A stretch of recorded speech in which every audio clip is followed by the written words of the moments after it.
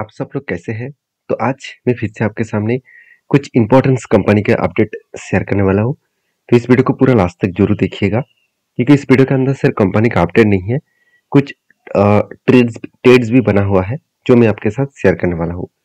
तो चलो सबसे पहले बात कर लेता हूँ इंद्रप्रस्थ गैस लिमिटेड के बारे में, जिसको हम लोग IGN नाम से जानते हैं। तो इस इंद्रप्रस्थ गैस लिमिटेड के ऊपर अगर मैं सबसे पहले चार्ट पैटर्न को दिखा दूं, तो देखिए बहुत ज़्यादा वोलेटिलिटी है और वो भी एक रेंज के अंदर है। मैं पहले आपको डिस्कशन कर चुका हूँ, यहाँ पे एक स्ट्रांगली एक रेंज बना। वो रेंज क्या है? यहाँ पे भी एक सपोर्ट है, यहाँ पे भी सपोर्ट है और यहाँ पे भी सपोर्ट है। तो कंटिन्यूसली एक सपोर्ट रेंज को वो बार बार फेस किया और वो ऊपर जाने की कोशिश की, और ऊपर साइड में एक स्ट्रांगली रेजिस्टेंस भी है। इस रेजिस्टेंस के आसपास से कंपनी क्या कर रहा है? बाउंस बैक कर रहा है। मतलब कंपनी एक ही रेंज के ऊपर कंपनी लगातार काम करते चले जा रहा है। अभी देखिए पिछले दिनों में भी एक बिग फॉल देखने को मिला था, और वो कहाँ पर आकर अटके हैं? 200 डेज मूविंग एवरेज के आसपास। तो कंपनी का जो सिचुएशन है, अभी भी बहुत वोलेटिलिटी है, फिर भी इस वोलेटिलिटी के होने के बाद भी कंपनी धीरे धीरे करके आगे बढ़ रहा है। अगर ध्यान से इस चीजों को देखना, जब ऊपर गया था 200 डेज EMA को टच किया, तब एक बिग फॉल हो गया। फिर से जब ऊपर गया, फिर से यहाँ पे भी बिग फॉल हुआ था। उसी तरीके से फिर से एक बार बिग फॉल हुआ। मतलब इस तरीके से सिचुएशन एक बार नहीं, ऑलमोस्ट 3 बार बन चुके हैं, और इसी तरीके से सिचुएशन कंपनी को आगे बढ़ने के लिए पुश भी करेंगे। और इस कंपनी के ऊपर 2 अपडेट है जो मैं आपके साथ शेयर करूंगा। पहली अपडेट क्या है? गुजरात सॉरी जो MGL है, सॉरी हाँ, आप देख सकते हैं MGL गैस जो लिमिटेड है, जो महानगर गैस लिमिटेड है, तो उस कंपनी के ऊपर एनालिसिस ने बुलिश की सिचुएशन दिया। मतलब जो MGL कंपनी है, इस MGL कंपनी के ऊपर एक बुलिश मोमेंटम बड़े बड़े इन्वेस्टर ने दिया है। उनमें से एक बड़े इन्वेस्टर है जेफरीज और HDFC सिक्योरिटीज। इस दोनों कंपनी ने MGL को एक बुलिश राय दिया, मगर IGL को नहीं दिया। IGL भी उसी सिचुएशन में काम कर रहा है। फिर भी IGL के ऊपर एक अपडेट है, वो आप यहाँ पे देख सकते हैं। आप देख सकते हैं यहाँ पे stock to buy GAIL, Indraprastha gas and बाकी जो कंपनीज है। तो यहाँ पे देखिए इंद्रप्रस्थ गैस के ऊपर बाई का रिकमेंडेशन किया जा रहा है, और वो भी किसने बाई का रिकमेंडेशन किया? ICICI डायरेक्ट ने। तो ICICI डायरेक्ट जो म्यूचुअल फंड कंपनी है, तो वो क्या किया? Momentum picks 8 to 10% upside since at the मतलब इस न्यू पोजिशन जो ट्रेडिंग है, जो उसके ऊपर कंपनी ने क्या किया? राय दिया। तो ICICI डायरेक्ट ने गेल इंडस्ट्रीज के साथ साथ इंद्रप्रस्थ गैस लिमिटेड को भी एक टारगेट दिया। तो बेसिकली इंद्रप्रस्थ गैस लिमिटेड के बारे में एक ही बात कहूंगा कि कंपनी का जो रिजल्ट आने वाला है इस बार, वो भी आपको पॉजिटिवली देखने को मिलेगा, क्योंकि सेल्स और एक्सपेंस को देखने के बाद आप प्रॉफिटेबिलिटी को देखेंगे तो 1400 करोड़ से 1600 करोड़ तक बना। मतलब एक बेस्ट तरीके से कंपनी का प्रॉफिट ग्रोथ देखने को मिले है। ऐसे नहीं कि कंपनी में खराबी है, कंपनी में खराबी तो आपको बहुत कम दिखेगा, चाहे वो सेल्स ग्रोथ हो, चाहे वो प्रॉफिट ग्रोथ हो, चाहे वो रिटर्न ऑफ इक्विटी हो, सब कुछ आपको पॉजिटिवली देखने को मिलेगा।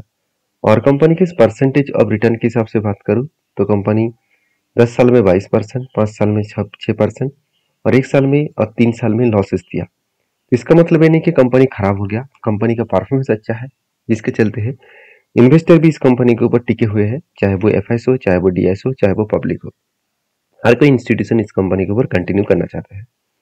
और बेसिकली इस कंपनी के ऊपर सबसे जो मुझे बेस्ट पॉइंट लगा वो है कंपनी का कैपेक्स।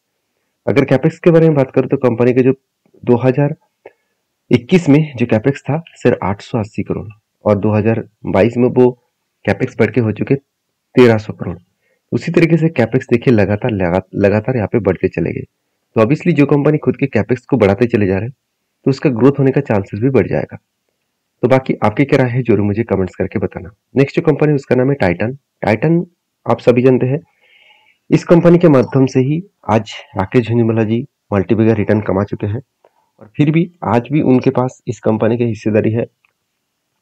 और राकेश जी के देहांत होने के बाद उनके वाइफ के नाम में सारे शेयर कन्वर्ट हो चुके हैं, मतलब ट्रांसफर हो चुके हैं। अगर मैं इन्वेस्टर के बारे में बात करूं और पब्लिक के हिसाब से देखूं, आप देख सकते हैं झुंझुनवाला राकेश राधेश्याम, उनके पास जो होल्डिंग था वो सारे होल्डिंग्स किसके पास चले गए? रेखा झुंझुनवाला के पास। तो रेखा झुंझुनवाला जी के पास अभी कुल मिलाकर जो टोटल शेयर होल्डर मतलब शेयर होल्डिंग है 5.45, तो 5 माफी चाहता हूँ 5.35, तो 5.35 का टोटल परसेंटेज उनके पास होल्डिंग्स है और वो कंटिन्यू जरूर इस कंपनी के ऊपर करने वाला है।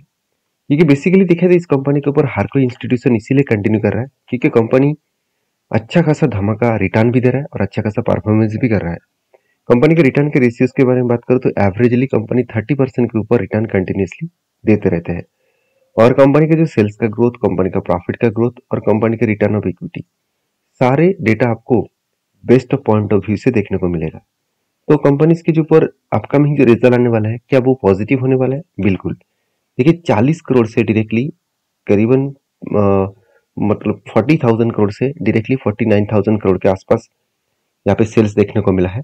एक्सपेंस भी 35 से 43 बना और साथ ही साथ इंटरेस्ट भी मिटाने के बाद कंपनी का नेट प्रॉफिट 3,200 से 3,400 करोड़ बना। एक अलग लेवल का नेट प्रॉफिटेबिलिटी ग्रोथ होता देखने को मिला है और बेस्ट तरीके से यहाँ पे नेट प्रॉफिटेबिलिटी ग्रोथ हुआ जिसके चलते अपकमिंग जो रिजल्ट है उसके आने के बाद भी शेयर में मतलब एक जर्नी देखने को मिल सकता है। तो अभी चलो देख लेते हैं कंपनी के शेयर में क्या बताया जा रहा है, किस तरीके से सिचुएशन बना है। मैं सबसे पहले अपडेट दूं, कंपनी के रिजल्ट का डेट अनाउंसमेंट हो चुके हैं। 30 अप्रैल कंपनी आपको रिजल्ट देने वाला है और बेसिकली कंपनी एक ही रेंज के ऊपर बहुत दिनों से काम कर रहा है। मैं आपको पहले ही बोल चुका हूँ इस रेंज बहुत स्ट्रांग है। अगर इस रेंज को अप साइड में ब्रेक करे तो एक बड़ा धमाका दिखेगा, अगर डाउन साइड में ब्रेक डाउन करे तो एक फॉल देखने को मिलेगा। और वो कहाँ तक आ सकते हैं, मैं पहले एक लेवल मार्किंग करके देता हूँ। वो लेवल कुछ 3,343 तक आने का चांसेस है। अभी इस लेवल का क्यों, क्योंकि ध्यान से इस चीजों को देखना, कंपनी जब लंबा से जर्नी किया था इस लेवल का एक टारगेट था, उस टारगेट पाने के बाद कंपनी यहाँ पे देखिए कुछ टाइम बिताया, जो आज जो टाइम बिता रहा है उसी तरीके से टाइम बिताया और इस रेंज को यहाँ पे रेंज क्रिएट किया और इस रेंज को जब भी ब्रेकआउट किया एक धमाका देखने को मिले है। मतलब यही रेंज कंपनी के लिए एक सपोर्ट रेंज बनेगा। तो 3,344 के आसपास इस रेंज को याद रखना। ये रेंज कंपनी के लिए स्ट्रांगली सपोर्ट बन सकता है क्योंकि यहाँ पे 200 डेज मूविंग एवरेज भी है, तो बेसिकली इस लेवल तक वो आकर सपोर्ट ले सकते हैं। अगर यहाँ पे सपोर्ट ले तो फिर से वहां से बाउंस बैक करने का चांसेस है। बाकी इस कंपनी के ऊपर आपकी क्या राय है जरूर मुझे कमेंट्स करके बताना। नेक्स्ट जो कंपनी है उसके नाम है जुबिलेंट फुटवर्क। देखिए जुबिलेंट फुटवर्क आप सभी जानते हैं एक फूडवेयर इंडस्ट्री से बिलोंग करते हैं और इस कंपनी उस सेक्टर के नंबर 1 कंपनी है। क्विक जो सर्विसेज से रेस्टोरेंट बिजनेस है और होटल बिजनेस है उनमें से कंपनी नंबर 1 में है क्योंकि इसका मार्केट कैप करीबन 29,000 करोड़ के आसपास है। मगर इस कंपनी में कुछ वीकनेस पॉइंट है जिसके चलते लगातार इस शेयर में गिरावट के माहौल देखने को मिला। देखिए वो वीकनेस पॉइंट क्या है, सेल्स आरओसी तो ठीक है, चलो मान लेता हूँ 15% के ऊपर है, सेल्स का ग्रोथ कम हो गया और प्रॉफिट नेगेटिव में चला गया। आप कहेंगे सर इस सेक्टर में सारे कंपनीज को तो नेगेटिविटी है। हाँ बिल्कुल, फिर भी मैं जुबिलेंट फूड के बारे में बात करूँ, जुबिलेंट फूड ऑब्वियसली कर्जा भी ज्यादा ले लिया और उसके साथ साथ कंपनी के जो मतलब नेट सेल्स है वो भी कम हुआ और प्रॉफिट भी कम हुआ, जिसके चलते कंपनी के जो रिजल्ट है उसके ऊपर एक बड़ा इम्पैक्ट आया था। देखिए सेल्स में कोई भी कमी आपको नहीं दिखेगा, एक्सपेंस भी ठीक ठाक है, मगर प्रॉफिटेबिलिटी में 80 करोड़ से 66 करोड़ बना और 97 करोड़ पिछले क्वार्टर्स में था, वो भी उससे भी कम हुआ। मतलब कंटिन्यूसली कंपनी का जो प्रॉफिट है वो कम होता चले जा रहा है। अभी क्वेश्चन ये है कि नेक्स्ट क्वार्टर में कंपनी क्या करने वाला है। देखिए नेक्स्ट जो क्वार्टर है उसमें दिखा दूं तो कंपनी के जो सेल्स है वो कुछ ही चेंजेस हुआ है और एक्सपेंस मेंटेन करने के बाद नेट प्रॉफिट 220 करोड़ देखने को मिला है। मतलब कंपनी ये जो क्वार्टर आने वाला है यहाँ पे भी कंपनी का प्रॉफिट ग्रोथ कम होने वाला है। तो बेसिकली देखा जाए तो कंपनी के ऊपर प्रॉफिटेबिलिटी जो ग्रोथ है वो कम होने का चांसेस बहुत ज़्यादा है। तो इसीलिए कंपनीज के ऊपर एक बिग प्रेशराइज बनता हुआ देखने को मिला है। अगर मैं जुबिलेंट फूड के चार्ट को ओपन करूं तो आप देख सकते हैं एक लंबा सा एक करेक्शन देखने को मिला। ओवरऑल अगर मैं टॉप लेवल से करंट लेवल तक देखूं तो 25% का गिरावट हो चुके हैं और मैंने एक ट्रेड लिया था, वो ट्रेड कुछ इस तरीके से कप विद हैंड पैटर्न्स बना और फाइनली ब्रेकआउट होने के बाद ऊपर तक गया था, टारगेट होने से पहले ही बिग क्रैश हो गया। और मैं आपको पहले ही बोल चुका हूँ यहाँ पे कंपनी की एक स्ट्रांगली सपोर्ट है 420 लेवल के आसपास। इसी लेवल में एक बार टच किया और उसके बाद फिर से यहाँ से टच करने के बाद वापस जाने का कोशिश कर रहा है अगर वापस गए तो एक बड़ा सा मोमेंटम जर्नी यहाँ पे हो सकता है। तो बाकी मैं इस कंपनी के ऊपर बुलिश हूँ, आपकी क्या राय है जरूर कमेंट्स करना। और लास्ट जो कंपनी है इस वीडियो में वो है पल्सर इंटरनेशनल लिमिटेड, जो एक 60 करोड़ का कंपनी है। फिर भी इस कंपनी ने एक अनाउंसमेंट किया जो सिर्फ एजुकेशन पर्पस में आपके साथ शेयर कर रहा हूँ। एक के बदले कंपनी 10 शेयर देने वाला है, तो एक के बदले 10 शेयर पाने से पहले इस कंपनी के ऊपर रिसर्च करना, डीपली रिसर्च करना, उसके बाद काम करना। क्योंकि 60 करोड़ का कंपनी मतलब एक नैनो टाइप कंपनी है, तो सोच समझ कर डिसीजन लेना, बहुत रिस्की कंपनी है। सिर्फ मैं अपडेट था इसीलिए मैं इस वीडियो को कवर किया हूँ। बाकी आपकी क्या राय है जरूर मुझे कमेंट्स करना। वीडियो को लास्ट तक देखने के लिए बहुत बहुत धन्यवाद। और मैं कोई सेबी रजिस्टर्ड पर्सन नहीं हूँ, तो इसीलिए हमेशा आपको काम करना है खुद के ओपिनियन के हिसाब से। मेरे तरफ से किसी भी बाय एंड सेल का रिकमेंडेशन नहीं है। तो मिलते हैं नेक्स्ट वीडियो में, तब तक के लिए धन्यवाद।